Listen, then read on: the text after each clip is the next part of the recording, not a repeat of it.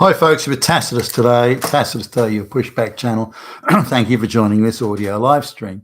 Please listen to this presentation as you would a radio broadcast. In this essay, I'd like to talk about the issue of birth rate decline and how to boost the birth rates. This has sort of been put on the front pages by some, I'm not sure their policy proposals as yet, but there have been some ideas floating around the White House to do with things like baby bonuses, and I think $5,000 was a number that was thrown around.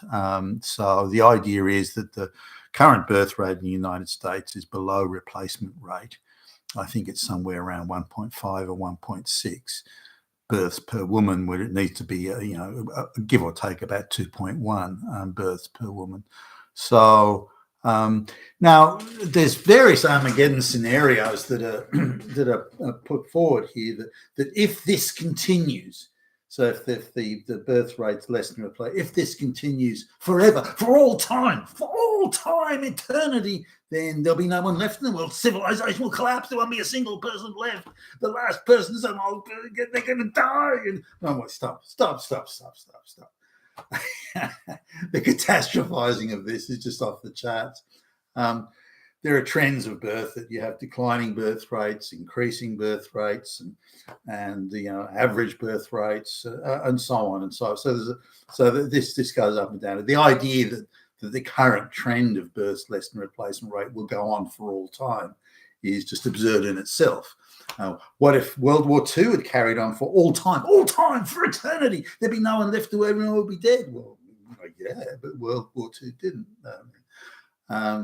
What if the Black Death, the huge plagues in Europe in the 1300s and everything, what if they'd gone forever? They'd be everybody dead, but the Black Plague didn't go forever. And so, trends go up and down and things change and turn around. So, and circumstances change. And the Black Death would be a classic case. The population declined to such an extent that the cost of living declined sharply, whereas on a relative basis, incomes increased. So suddenly everybody was quite prosperous, and they started having children. So there was, in World War II, after the returning soldiers came back, and the standard of living, particularly in the US, but in other parts of the Western world, the standard of living was on a relative basis pretty high. Productivity was high, and wages were good. Cost of living was low, and people had children. Even when I was a kid, it wasn't unusual to have families of 3 or 4 children. Around sometimes more than that, and whereas today, when couples that have no children or one child, that's 2 at the most. That's pretty sort of standard. It was very rare that you would ever find a family that didn't have children, and if they did, it would be at least 2, but very often 3 or 4 or even 5. So this was very much the norm, and that was in my lifetime. So that's how quickly things have changed. So instead of looking at baby bonuses, why are people not having children? Maybe that's something to look at. Doesn't mean that baby bonuses are off the table. I think they should be part of the approach.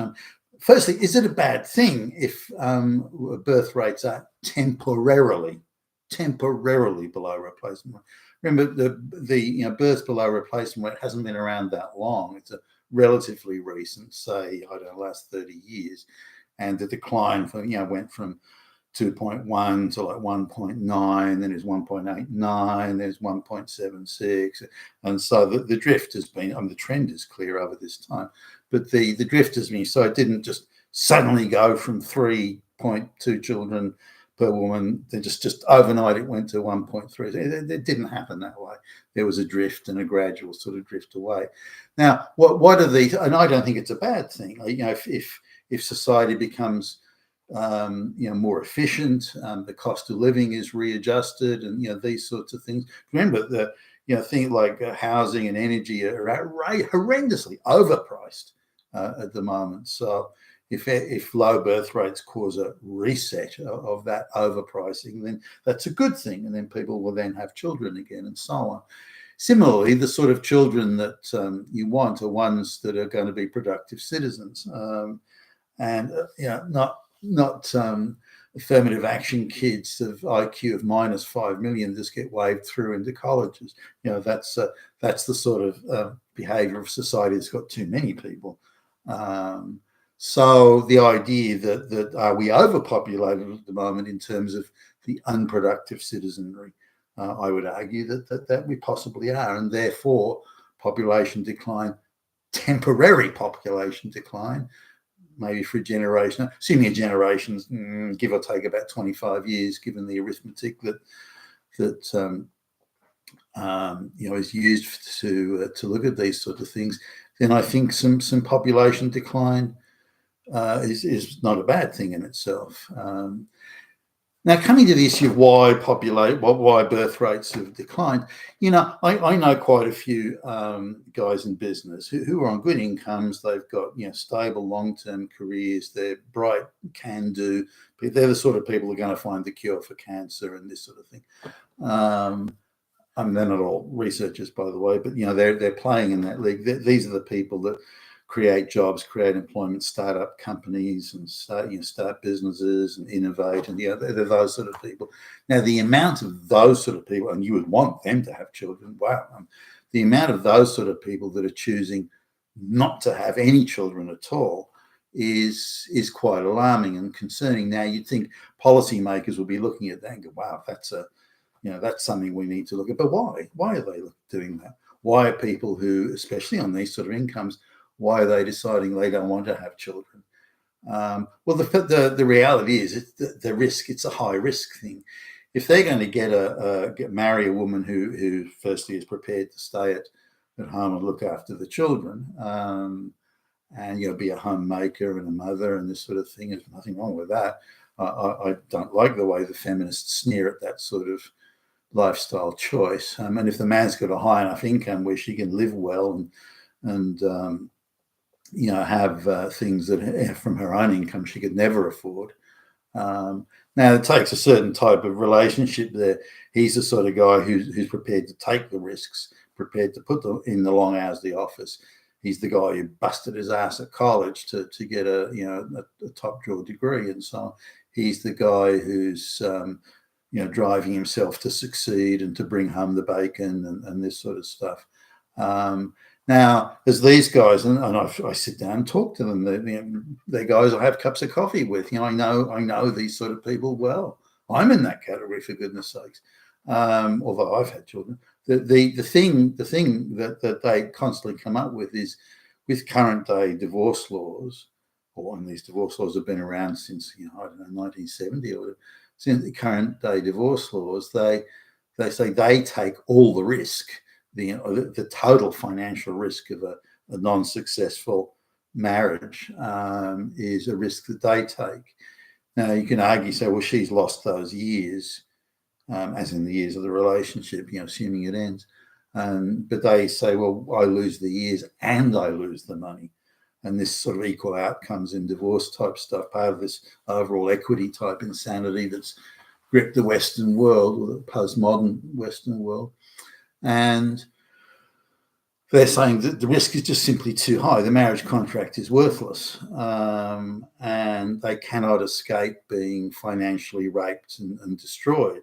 It's just how it's going to go. So they put all their time, energy, and commitment and focus onto providing the house and the furniture and the circumstances and paying the school fees and doing all these things, and she can say, I've decided to leave you. Yeah. Now, the incentive for her is that she gets to keep the children, so her purpose in life is there. She gets to keep the house and the furniture. She gets to keep the car. He's got to pay a child support and alimony. He's got a good income, so they'll financially rape him probably until the youngest kid turns 25. So she'll do very well out of that arrangement, and she can kick him out the door and keep all the benefits of having him there and having his income there. So why would any man sort of run that sort of risk? Because any time she chooses, she can do that for any reason or no reason. And the government, the state, all the resources of the state and the government will be put at her disposal. And the evidence bar that Well, what are you leaving him for? I don't know. I'm just a bit bored. No, that's isn't going to run well. You have to say he abused you. Okay, I'll say that. All right, then we'll say you abusive fucking Nazi, misogynist bastard. Or the evidence bar she needs to meet is zero. The evidence bar that disproves such an allegation he needs to meet is in the stratosphere. So straight away, any man, sensible man who's observed these things going on is going, well, I don't want any part of that.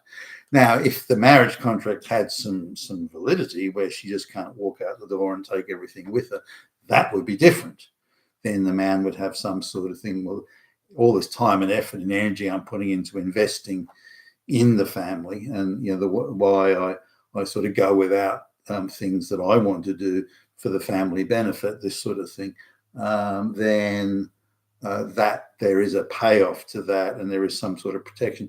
And like any investment, long-term investment, you want some sort of control over it, or some sort of surety. Maybe not 100% guarantee.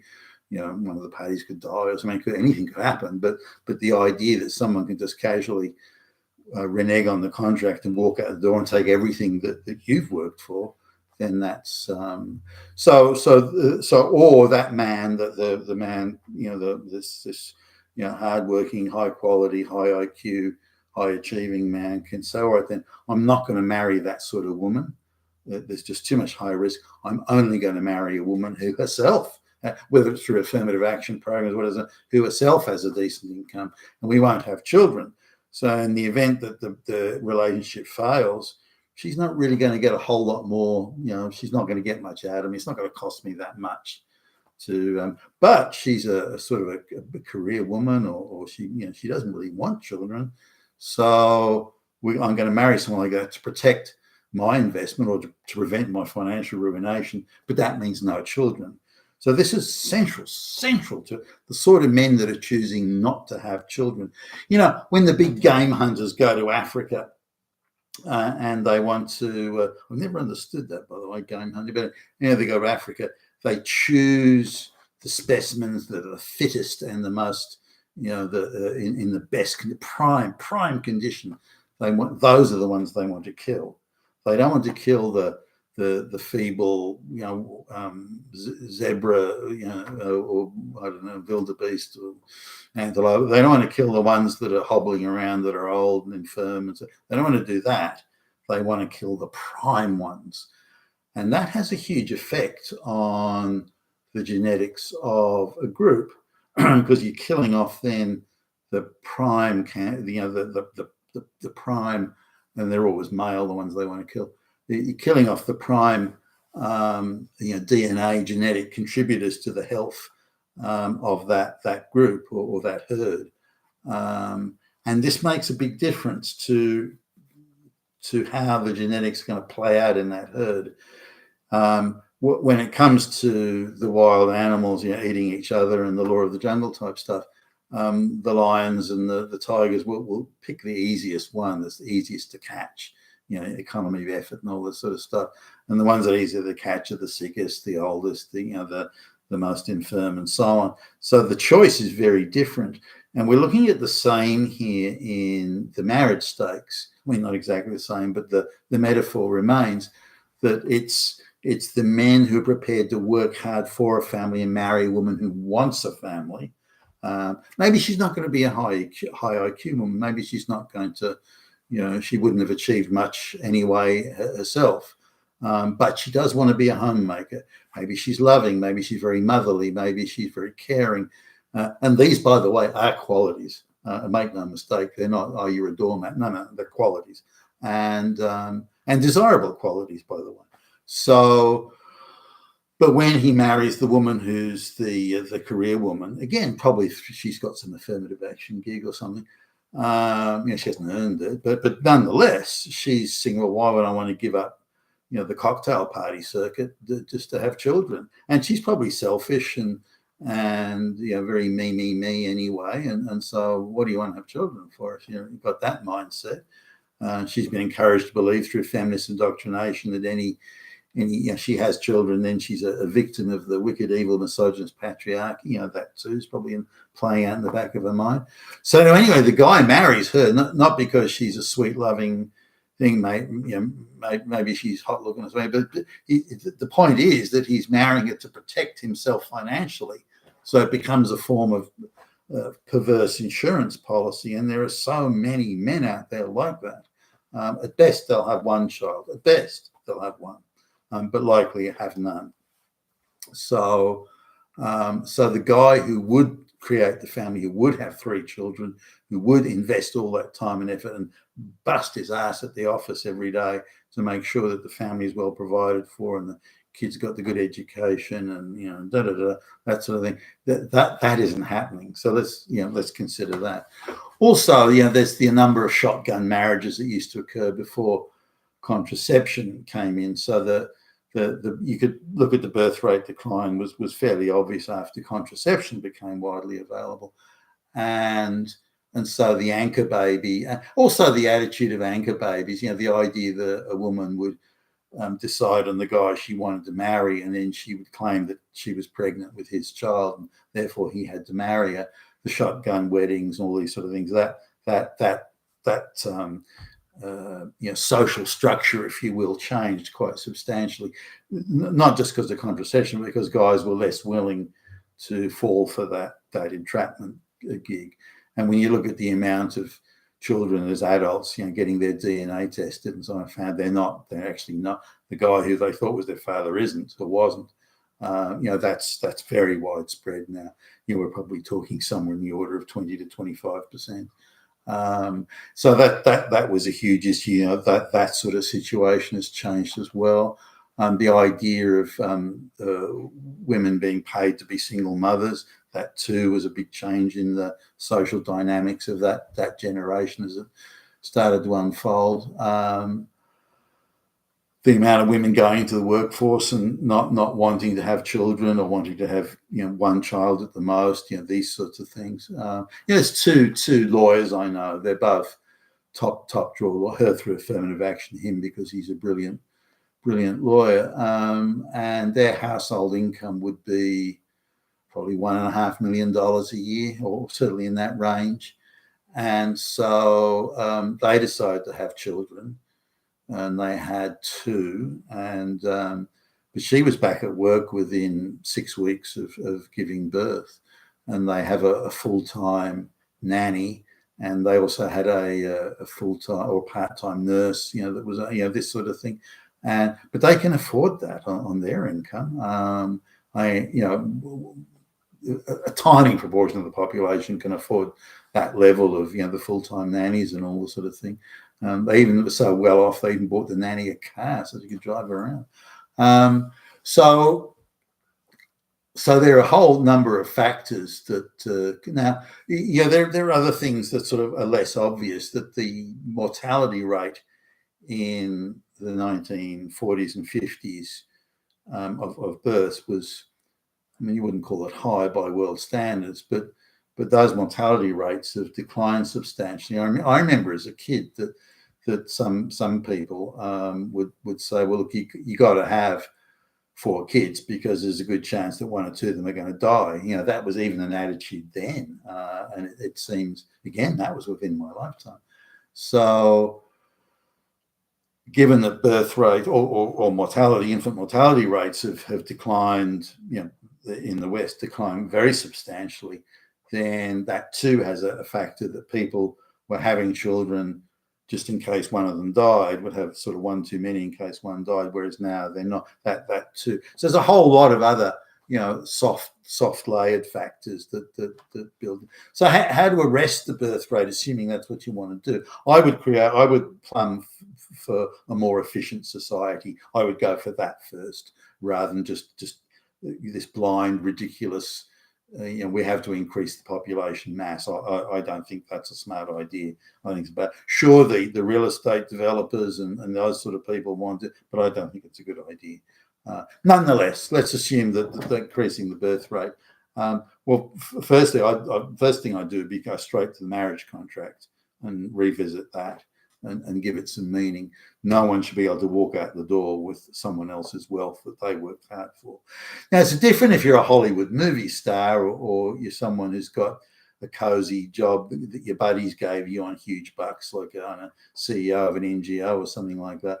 But the people, those people still are having children, maybe not that many, but the people you want to have children are the ones that are building, creating. They are creating the future. They are trying to add as much value to the future as they can through their hard work, their ingenuity, their innovation, their sense of industry, their conscientious behavior, and so on and so forth, and their commitment to the family and so on, and making sure the children have a better life than they had, these sorts of things. Those are the people you want to have children and have families. Yet those are the sort of people that are not having children anymore, and are reluctant to do so. They're fearful of doing so because they know that if they enter into such an arrangement like that, they can be financially destroyed at any tick of the clock, and there's not a damn thing they're allowed to do about it. So revisit that and say there's a commitment to supporting intact families, intact long-term families, and for those families to have children. And that means the person that's making the money, taking the risk and busting their ass, their investment in time and money must be protected to a very large degree.